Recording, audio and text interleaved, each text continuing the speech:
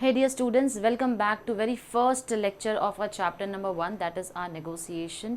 अब इसके अंदर हम डिटेल में समझने वाले हैं ये कंसेप्ट जो इतनी बार बार मैम ने सिलेबस में डिस्कशन किया, क्वेश्चन पेपर पैटर्न में डिस्कशन किया। सब्जेक्ट का नाम ही नेगोशिएशन स्किल्स है, लेकिन क्या होता है ये कंसेप्ट नेगोशिएशन, इसको हम डिटेल में समझेंगे। तो बच्चों, जब हम बात करते हैं नेगोशिएशन की, तो ये टर्म का मतलब क्या होता है? कई लोग इसको कंफ्यूज करते हैं बार्गेनिंग के साथ में। नेगोशिएशन का मतलब बार्गेनिंग बिल्कुल भी नहीं होता है। आप इसको सिनोनिमसली अपनी अंडरस्टैंडिंग के हिसाब से एकदम लेमन लैंग्वेज में समझने के लिए बोल लेते हो बार्गेनिंग है, वो एक्चुअल में बार्गेनिंग नहीं होता है। तो यहाँ पर जब हम कहते हैं negotiation, a fundamental process in which two or more parties, याद रखना डेफिनेशन से ही हमको उसके फीचर्स, पर्पस, नेचर, कैरेक्टरिस्टिक्स मिल जाते हैं।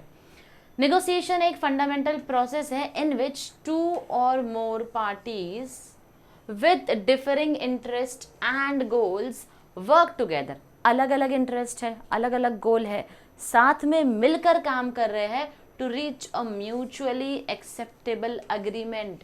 साथ में मिलकर काम कर रहे हैं, इंटरेस्ट अलग है हमारा, राइट? इंटरेस्ट हमारा अलग है, गोल हमारे अलग है, लेकिन मिलकर काम करना पड़ रहा है म्यूचुअल अग्रीमेंट के साथ में। जैसे हम कहते हैं ना तेरा ना मेरा, हम इस पॉइंट पर आकर अग्री कर लेते हैं, तो उसे कहते हैं हम नेगोशिएशन। ये एक ऐसा डायनामिक और इंटरैक्टिव कम्युनिकेशन प्रोसेस है जहां पर parties seek to find common ground, यानी कि हम एक कॉमन पॉइंट पर आकर अग्री करना चाहते हैं, रिजॉल्व करना चाहते हैं कॉन्फ्लिक्ट्स को। कॉन्फ्लिक्ट्स का मतलब होता है डिसएग्रीमेंट, दो लोग आपसी सहमति से किसी नतीजे पर नहीं पहुंच पाते हैं, वो होता है disagreement, conflict. And make decisions that satisfy their respective interest, और इसी तरीके से डिसीजन लेते हैं ताकि अपने अपने इंटरेस्ट को, अपने अपने डिज़ायर्स को हम सेटिस्फाई कर पाए। ये होता है हमारा कंसेप्ट नेगोशिएशन का। अब डेफिनेशन जो कि रॉजर फिशर और विलियम यूरी का कहना है, getting to yes negotiation, negotiating agreement without giving in, define negotiation as. अब इनका कहना क्या है नेगोशिएशन के बारे में? अब basic means of getting what you want from others. Negotiation क्या है? बेसिक मीन्स, एक ऐसा तरीका है तुमको दूसरों से क्या चाहिए तुम वो लेने की कोशिश कर रहे हो। It is back and forth communication design to reach an agreement when you and the other side have some interest that are shared and others that are opposed. उसके अंदर कुछ बातें ऐसी होगी, कुछ कॉमन इंटरेस्ट होंगे आपके मिलते जुलते, और कुछ कंप्लीटली अपोजिट होंगे। हो सकता है आप जो चीज़ चाहते हो सामने वाला उस चीज़ को अपोज करता है, लेकिन कुछ चीज़ें ऐसी भी होगी जो आप दोनों कॉमन चीज़ों को चाहते हो। तो यहाँ पर नेगोशिएशन के लिए हम क्या करने की कोशिश करते हैं? उस गैप को फिल करने की कोशिश करते हैं, उसे हम नेगोशिएशन बुलाते हैं।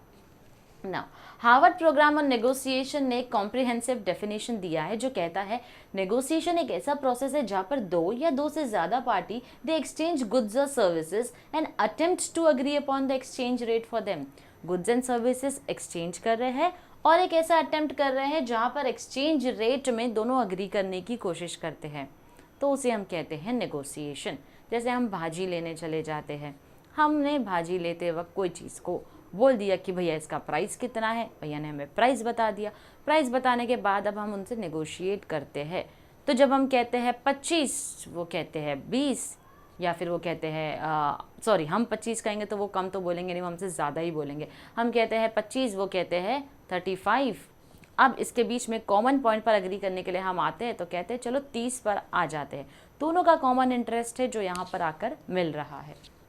चेस्टर एल करास का कहना है negotiation is the process of reaching agreements by resolving differences through creativity. आप दोनों मिलकर अग्री करना चाहते हो एक बात के ऊपर ताकि क्रिएटिव तरीके से एक दूसरे की बात पर अग्री कर सके।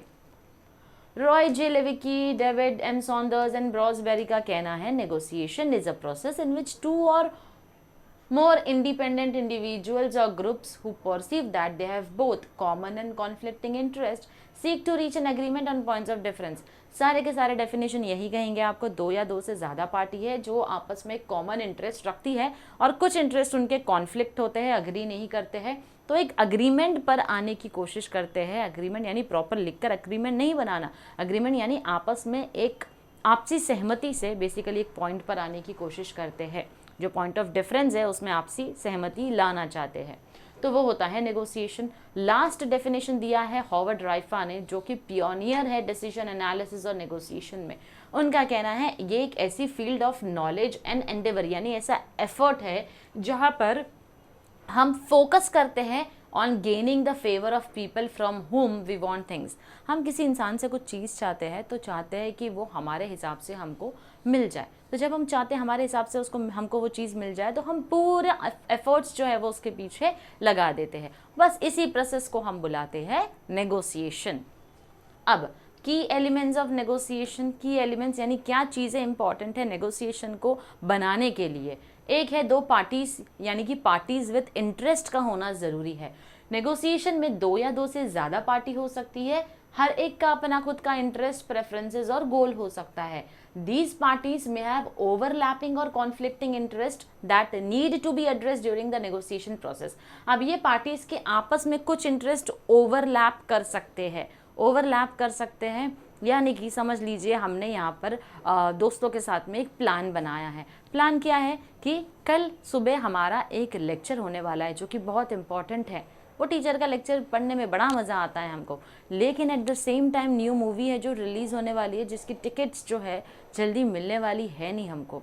तो सेम ही स्लॉट में हमको क्या करना है, आप देखो आपस में मिलते जुलते इंटरेस्ट है कि मूवी तुमको देखनी है, मूवी तुम्हारे दोस्तों को भी देखनी है, लेक्चर भी अटेंड करना है, मूवी भी देखनी है सेम टाइम पर।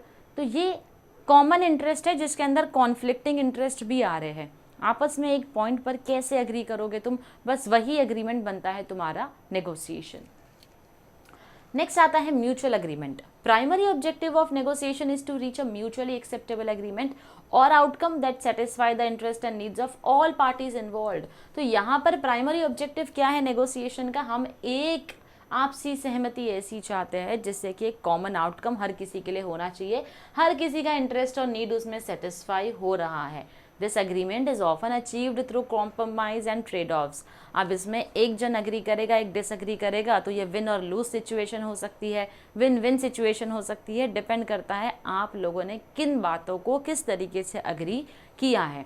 तो किसी ना किसी को तो कॉम्प्रोमाइज़ करना ही पड़ेगा। अगर आपके दोस्त ने बोल दिया नहीं मुझे तो मूवी देखना ही है, मुझे लेक्चर में नहीं बैठना है, आपको लेक्चर देखना है, आपको लेक्चर अटेंड करना है, मूवी के लिए नहीं जाना है, तो आप क्योंकि अपना इंटरेस्ट यही कहता है कि भाई हमको तो जाना है, तो आपके फ्रेंड ने सोच लिया कि चलो 10 जन जा रहे हैं लेक्चर के लिए, मैं इकलौता मूवी देखने जा रहा हूँ, छोड़ो नहीं जाता हूँ मूवी देखने, मैं भी चले जाता हूँ लेक्चर अटेंड करने के लिए। तो उसने अपने उस मूवी वाले कंसेप्ट पे क्या किया है, कॉम्प्रोमाइज़ किया है। तो अग्रीमेंट ऐसे ही नहीं होता है, कुछ ना कुछ चीज़ों के ऊपर कॉम्प्रोमाइज़ करना पड़ता है। Here comes my communication. Effective communication is essential in negotiation. Parties share information, express their viewpoints, and engage in dialogue to understand each other's perspective and find areas of agreement. तो यहाँ पर effective communication होना ज़रूरी है, clear communication बहुत ही ज़रूरी है negotiation के अंदर, जहाँ पर आप आपस में अपने viewpoints, अपने informations को share कर रहे हो, you are engaged in dialogue, आपस में बातें कर रहे हो ताकि एक दूसरे के perspective को समझ सको और ऐसे एरियाज को फाइंड आउट कर सको जहाँ पर हम मिलकर म्यूचुअली अग्री कर सके। Conflict resolution. Now negotiation helps in managing and resolving conflicts that may arise due to differences in interest, priorities, opinions. अब क्योंकि हमारा डिफरेंस है, इंटरेस्ट, ओपिनियंस, प्रायोरिटीज सब कुछ अलग अलग है, कॉन्फ्लिक्ट रिजॉल्व करना चाहते हैं, ये डिसएग्रीमेंट्स को हम क्या करना चाहते हैं, सॉल्व करना चाहते हैं, तभी तो हम नेगोशिएशन पढ़ रहे हैं। क्यों? क्योंकि हम ये कॉन्फ्लिक्टिंग इंटरेस्ट जो होते हैं उसको रिजॉल्व करना चाहते हैं। Through negotiation parties seek to find solutions that reconcile these differences. तो नेगोशिएशन के थ्रू हम इन डिफरेंसेस को आपस में ख़त्म करना चाहते हैं। Here comes my decision making. Negotiation involves making decisions on various issues such as terms of agreement. Negotiation में definitely हम कहाँ पहुँचते हैं, decision making, final हमको decision लेना है किसके ऊपर, हमारे terms of agreement क्या होने चाहिए। Resource allocation, ठीक है आपने मान लिया terms of agreement में, चलो सब जा रहे हैं तो मैं भी चला जाता हूँ लेक्चर अटेंड करने के लिए, मूवी देखने हम, लेकिन कल संडे है, कल बोल रहा हूँ कल तुम सबको आना ही पड़ेगा मूवी देखने के लिए। कल मुझे बहाने नहीं चाहिए कि मेरे घर पे ये है, मेरे घर पे वो है, मम्मी अलाउ नहीं कर रही है। आज मैं तुम लोगों के लिए कॉम्प्रोमाइज़ कर रहा हूँ, मूवी छोड़ के लेक्चर के लिए आ रहा हूँ, कल तुम सब अपनी नींद छोड़कर मेरे साथ मूवी देखने चलोगे। तो ये हमारी टर्म्स ऑफ अग्रीमेंट है। रिसोर्स एलोकेशन और फ्यूचर एक्शन, तो किसी भी चीज़ के ऊपर हम डिसीजन मेकिंग करते हैं। These decisions are based on discussions. अब ये डिसीजंस कैसे लिए जाते हैं, जहाँ पर कुछ डिस्कशंस होते हैं, कई लोगों को कॉम्प्रोमाइज़ करना पड़ता है, कंसेंसस बिल्डिंग अमॉन्ग दी पार्टीज, या फिर आपसी सहमति से हम बातों पर अग्री कर रहे हैं। तो ये कुछ की एलिमेंट्स हैं हमारे नेगोशिएशन के। अब हम पढ़ते हैं इम्पॉर्टेंस ऑफ नेगोशिएशन। नेगोशिएशन ज़रूरी क्यों है? पहला तो कॉन्फ्लिक्ट को रिजॉल्व करता है, वही तो हम पढ़ रहे हैं। नेगोशिएशन की ज़रूरत इसीलिए है क्योंकि दो लोग आपस में डिसएग्री करते हैं, उस डिसएग्रीमेंट को एक कॉमन पॉइंट पर ले आना है, अग्री करना है, तो हमें उस कॉन्फ्लिक्ट को रिजॉल्व करना है, जिसके लिए हमें ज़रूरत है, कॉन्फ्लिक्ट रिजोल्यूशन के लिए हमें ज़रूरत है नेगोशिएशन की। Now, resolving conflicts and disagreements in a constructive manner, reducing tension, improving relation। जब आप डिसएग्री करते हैं तो कहीं ना कहीं आपस में वो रिलेशन भी खराब होता है। नेगोशिएशन इसलिए कर रहे हैं ताकि अपने उस रिलेशनशिप को इम्प्रूव कर सके अपने पार्टनर्स के साथ। Achieving goals, it enables parties to achieve their individual or collective goals by finding solutions to meet their interest and needs। हम यहाँ पर एक कॉमन गोल को अचीव करना चाहते हैं। उस गोल को अचीव करने के लिए कई सारे कॉम्प्रोमाइजेस, ट्रेड ऑफ्स, डिस्कशंस हमको करने होते हैं। अल्टीमेटली हमको एक गोल अचीव करना है, जिसके लिए हम नेगोशिएशन कर रहे हैं। Here comes your building relationship। Effective negotiation अगर आपका रहा तो और ज़्यादा भरोसा बढ़ता है एक दूसरे के ऊपर।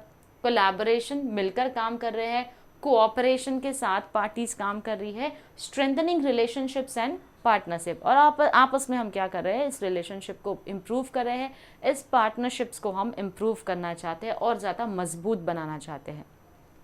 Here comes my enhancing decision making। Negotiation allows for informed decision making by considering diverse perspective and exploring alternatives before making commitments। तो यहाँ पर डिसीजन मेकिंग के पहले एक दूसरे के पर्सपेक्टिव को जानते हैं, ओपिनियंस को अप्रिशिएट करते हैं, समझते हैं, उसके बाद ऑल्टरनेटिव ऑप्शंस देखकर फाइनली अपना डिसीजन बनाते हैं। ऐसे ही हवाओं में हम बातें नहीं करते हैं। तो नेगोशिएशन जो है, it enhances, it improves your decision making skill as well. Only after looking out for the different perspectives of the other parties, as well as you're also seeking the opinions of the other parties, and then finally you are exploring different alternatives before making a final decision। That is your negotiation। Now, कुछ की concept है हमारे इस negotiation के अंदर, important concept जो negotiation के अंदर है। Negotiation involves variety of key concepts that are fundamental to understanding and effectively engaging in the process। इसके प्रोसेस को समझने के लिए इसके की concepts को, important concepts को समझना बहुत ही ज़रूरी है। These concepts encompass principles, strategies, dynamics that influence how negotiations unfold and outcomes are achieved। कुछ प्रिंसिपल, कुछ स्ट्रैटेजी, कुछ डायनामिक हमको बताती है कि कैसे नेगोशिएशन आपको हारते हुए इंसान को भी जिता सकती है। Here are some key negotiation concept, जिसके अंदर है सबसे पहला इंटरेस्ट वर्सेस पोजीशन। इंटरेस्ट क्या होता है ना? इंटरेस्ट का मतलब कुछ हमारी नीड्स है, डिज़ायर्स है, कंसर्न्स है, मोटिवेशन है, that drive each party focusing on interest rather than rigid positions allow negotiators to find creative solutions that meet mutual needs. हमारे कुछ डिज़ायर्स है, वॉन्ट्स है, इंटरेस्ट है, आपस में हमारा फोकस होता है कि हम उनको क्या करें, अचीव करें। अब अगर हमारे से अपोजिट पार्टी उसको दूसरी पार्टी जो है वो अपोज करती है, वो उसको उस इंटरेस्ट के लिए अपना ही दूसरा इंटरेस्ट दिखा रही है, तो वो कॉन्फ्लिक्टिंग इंटरेस्ट हो जाएगा। Ultimately you will never be able to reach to a point of negotiation. Position, position are specific demands और offers made by parties during negotiations. Positions का मतलब यहाँ पर है कुछ डिमांड जो है उस पार्टी में की जाती है, अदर पार्टीज कुछ डिमांड या ऑफर हमारे सामने रख रही है। They represent initial proposals but may not align fully with underlying interest। ये इनिशियल प्रपोजल्स हो सकते हैं, लेकिन ज़रूरी नहीं है कि ये जो प्रपोजल रखा जाए वो हमारे इंटरेस्ट से मैच करे। तो ये दो की कंसेप्ट है हमारे, इंटरेस्ट वर्सेस पोजीशन। नेक्स्ट आता है हमारा best alternative to a negotiated agreement, that is your BATNA. अब बैटना इसको आप बुला सकते हैं, इसका शॉर्ट फॉर्म है, याद रखना हो, best alternative to negotiated agreement. It refers to alternative course of action a party can take if negotiations fail and no agreement is reached. आपस में दो लोग मिलकर कोई कंक्लूजन डिराइव ही नहीं कर पा रहे, पहुंच नहीं पा रहे एक ऐसे पॉइंट पर जहाँ पर दोनों के दोनों अग्री कर सके, वहाँ आता है आपके पास कुछ इसके अलावा ऑल्टरनेटिव सॉल्यूशंस अवेलेबल है। जैसे मैंने बोला ना, हम तो डिमांड कर रहे हैं भैया टमाटर हमको 25 रुपये किलो से दे दो, भैया बोलता है नहीं भाई मार्केट इतना ज़्यादा बड़ा हुआ है, 35 रुपये के नीचे मैं 1 रुपया कम नहीं कर सकता। तो ये 25-35 दोनों के दोनों अग्री ही नहीं करना चाहते हैं, तो हमारे पास ऑल्टरनेटिव ऑप्शन भी तो कुछ अवेलेबल होना चाहिए। Knowing your BATNA provides leverage and helps assess the value of agreements propose during negotiation. अब यहाँ पर आपको समझने की ज़रूरत है भाई मैं कौन सी चीज़ ऐसी ऑल्टरनेटिव ऑप्शन सामने रख सकता हूँ जिससे कि सामने वाला भी मान जाए, मेरा काम भी हो जाए। A strong BATNA increases negotiation power and provides a safety net if negotiations do not succeed. अगर आपका बैटना बहुत ज़्यादा स्ट्रॉन्ग है, जो भी आपने ऑल्टरनेटिव ऑप्शन सोच के रखा है अगर वो बहुत ही स्ट्रॉन्ग और पावरफुल है जिसको आपकी अदर पार्टी अपोज नहीं कर सकती है, it will provide a safety net, यानी कि ये आप फिर एक बहुत ही सुरक्षित कवच में आ जाओगे कि भाई अब तो मैं एकदम क्या हूँ, सेफ हूँ। And if negotiations do not succeed, और चांसेस है अगर वो आपका बैटना स्ट्रॉन्ग नहीं हुआ तो आपकी नेगोशिएशन सक्सीड नहीं हो पाएगी, सक्सेसफुल नहीं हो पाएगी। Then we have reservation point. Now this is a point which is minimum acceptable outcome or the point at which a negotiator is indifferent between reaching an agreement or walking away। ये ऐसा point है जहाँ पर minimal outcome को accept किया जा सकता है।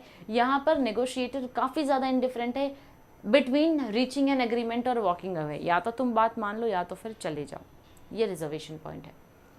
It represents the bottom line or the least favourable terms a negotiator is willing to accept. इसका मतलब है बॉटम लाइन क्या बोलती है तुमको, लीस्ट फेवरेबल। हम कहते हैं ना एकदम वर्स्ट टू वर्स्ट के सिनेरियो में अगर कुछ हुआ तो जाके हम ये करेंगे या फिर नहीं करेंगे, तो वही वर्स्ट केस सिनेरियो में यहाँ पर जो नेगोशिएटर है वो क्या बोलता है, least favourable terms a negotiator is willing to accept. एक ऐसी टर्म जो कभी एक्सेप्ट नहीं करना चाहिए, उसको बहुत ही वर्स्ट केस में एक्सेप्ट करना पड़ेगा तो वो करेगा। Negotiation style. Negotiators often exhibit different styles और अप्रोचेस। नेगोशिएशन की अलग अलग स्टाइल होती है, तो नेगोशिएटर अलग अलग स्टाइल या अप्रोचेस को बेसिकली इम्प्लीमेंट करता है, जैसे कि कॉम्पिटिटिव जिसके अंदर आता है assertive focused on winning. Competitive assertive जहाँ पर फोकस होता है जीतने के ऊपर, यानी कि आपके और मेरे बीच में जो कॉन्फ्लिक्टिंग इंटरेस्ट है उसमें से मुझे ही जीतना है, मैंने जो बोला वो मानना ही है। कोलैबोरेटिव जहाँ पर हम कोऑपरेटिव, जहाँ पर हम दोनों विन विन आउटकम चाहते हैं, तुम्हारा भी नुकसान नहीं मेरा भी नुकसान नहीं, दोनों जीतने चाहिए। Accommodating yielding to the other party, जहाँ पर हम दूसरी पार्टी को अपने साथ एडजस्ट करने की कोशिश कर रहे हैं। अवॉइडिंग साइड स्टेपिंग कॉन्फ्लिक्ट, जहाँ पर हम सामने वाले की सुनना ही नहीं चाहते हैं। या फिर कॉम्प्रोमाइजिंग सीकिंग मिडल ग्राउंड, ना 25 ना 35 अग्री करते हैं 30 पे, इसे कहते हैं मिडल ग्राउंड पर आना। फिर आते हैं हमारे टाइप्स ऑफ कुछ डिफरेंट स्टाइल ऑफ नेगोशिएशन, जिसके अंदर है distributive versus integrative negotiation. Distributive negotiation क्या होता है, एक विन और लूज नेगोशिएशन स्टाइल है, focuses on dividing a fixed resource between parties where what one gains the other loses.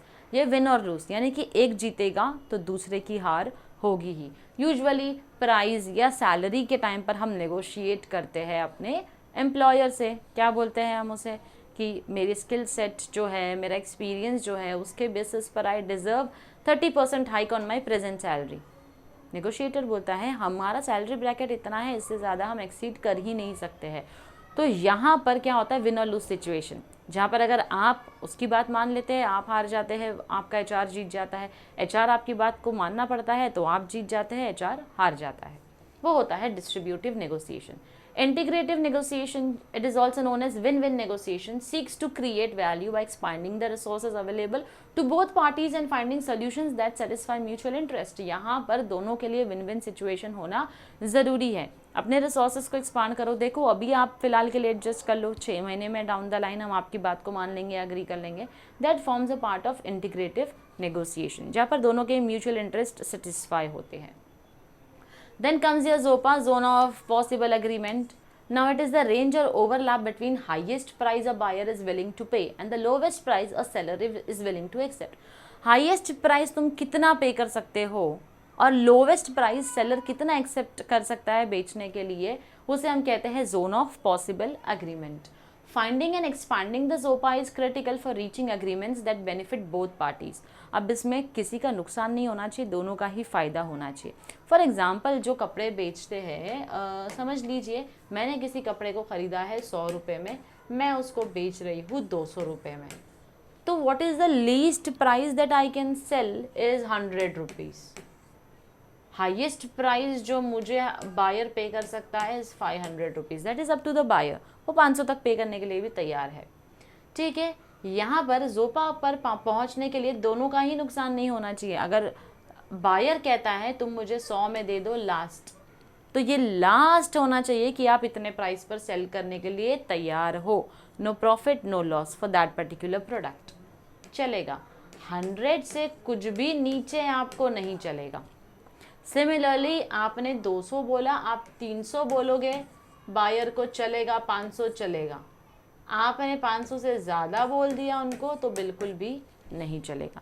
Highest price जो बायर देने के लिए तैयार होगा, हम कहते हैं ना लास्ट टू लास्ट आप कितना पे करने तैयार हो, बोलो और मगजमारी ख़त्म करो. तो वही लास्ट में हम जो बात कर रहे हैं बायर की, लोवेस्ट प्राइस सेलर के लिए, हाईएस्ट प्राइस बायर के लिए, ये होता है हमारा zone of possible agreement. Then comes your negotiation tactics.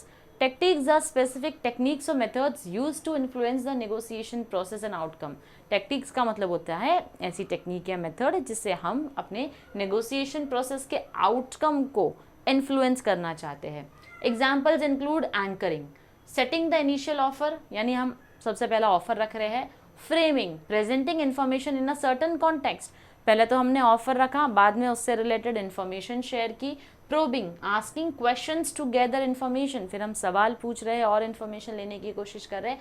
And making concessions strategically, सारे इन्फॉर्मेशन ले लिया, उसके बाद देखो कितना कंसेशन तुम दे सकते हो अपने नेगोशिएशन वाले अग्रीमेंट पे. पहला काम क्या करना है एंकरिंग में, ऑफर सेट करो, ऑफर दे दो. सबसे पहले तुम इन्फॉर्मेशन प्रेजेंट करो, एक सर्टन कॉन्टेक्स्ट में, एक सर्टन पॉइंट ऑफ व्यू को रखते हुए इन्फॉर्मेशन दे दो. क्वेश्चंस पूछो, इन्फॉर्मेशन गैदर करो, फाइनली कंसेशन स्ट्रैटेजिकली दो. फॉर एग्जांपल हम जब फ्लिपकार्ट अमेज़ॉन पर देखते हैं ना, 100 रुपया लिखा है, 700 लिखा है, कट करके उसको कर देते हैं 600 या 500.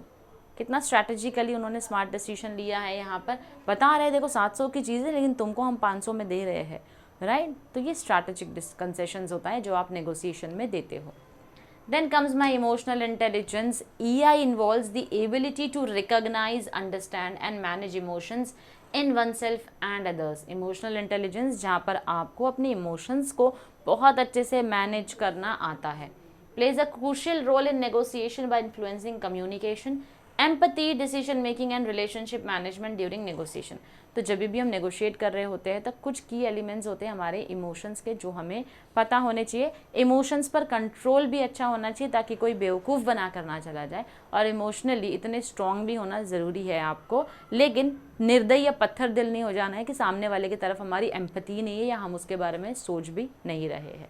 That is your emotional intelligence which helps you in decision making and building good relationship with your negotiators. Then comes my culture and negotiation. Cultural factors जैसे कि communication style, the way you communicate your message to your audiences, values, norms, perception of trust, conflict impact, negotiation dynamics. Understanding and adapting to cultural differences can enhance effectiveness in cross cultural negotiations.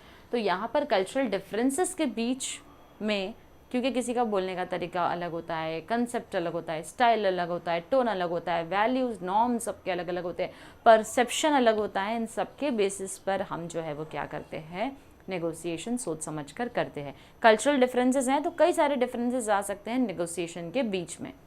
Then comes my power dynamics. Power dynamics में power का मतलब ability of one party to influence the behaviour, decision, outcome of another party.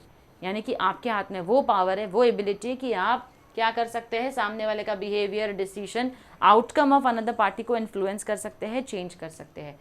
Power dynamics whether based on expertise के ऊपर आपकी वो ability है, resources की authority है आपके पास, या फिर दूसरे फैक्टर्स इन्फ्लुएंस करते हैं negotiation strategies, outcomes and balance of concessions made.